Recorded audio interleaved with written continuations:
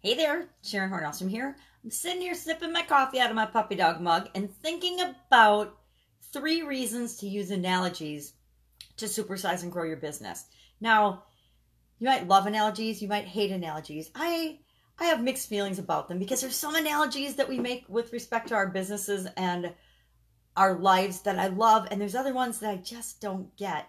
There's some that I think people do a terrific job using, and there's other ones, again, yeah, you lose credibility with people because they know that you haven't had that experience, and so you're making comparisons that you aren't credible in making. And that's just from a personal standpoint. I've experienced that, and I'm like, yeah, I get it, but that story doesn't really work for you. Now, why do you want to use analogies, and why are they so powerful in helping you to supersize and grow your business? I want to share 3 reasons that I use them and why I like them. And then we'll talk about the ones you like and the ones you don't like, because I'd love for people and for you in particular to comment below and let me know, God, I really hate sports analogies.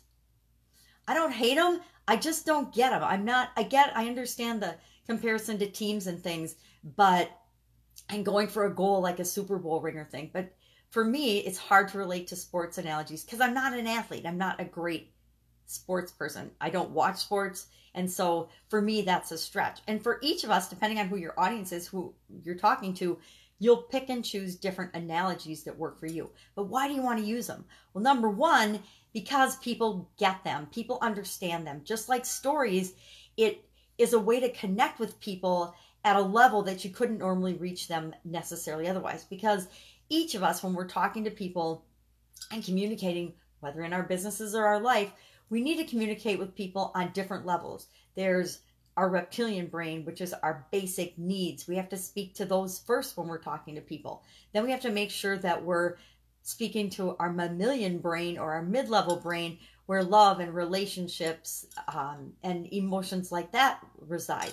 And beyond that, once we've reached people on an emotional level and a basic core needs level, then, and flipping those around, basic core needs first, then a connection and relationship level and an emotional level, then we can speak to their higher level brain functions, which are reason and logic.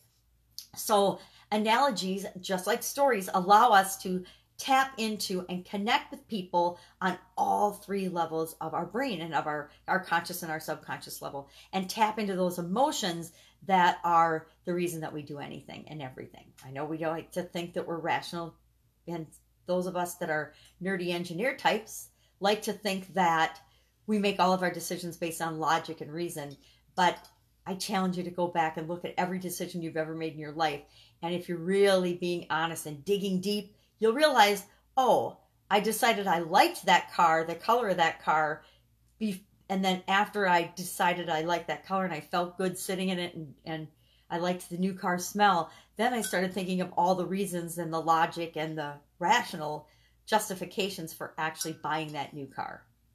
We do that with everything. We do that with every decision that we make. Everything we do is done on an emotional gut instinct level, and then we justify the decisions and the choices that we make with logic and reason.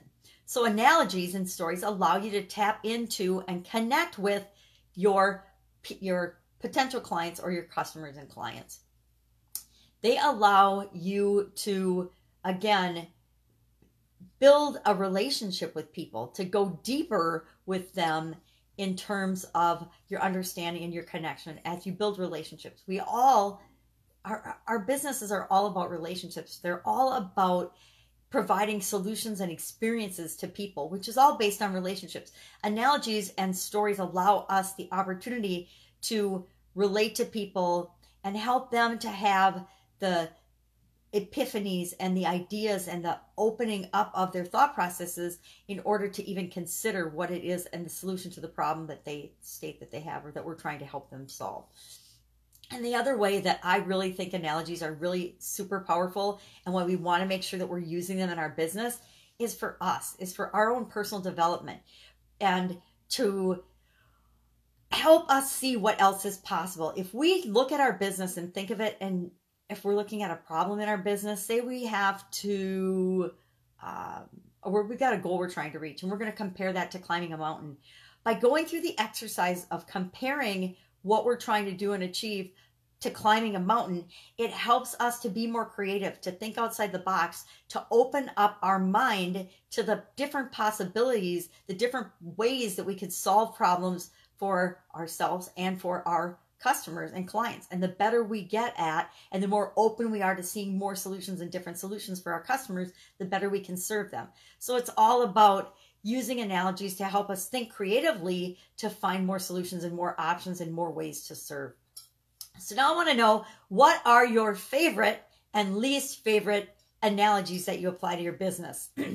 Some of the ones that come to mind immediately for me are raising kids or raising a family, fishing, sports analogies. I already touched on those a little. Climbing a mountain, I just chatted about that. Dating, sex, and relationships are always great for the whole relationship aspect and building a business and creating customer relationships.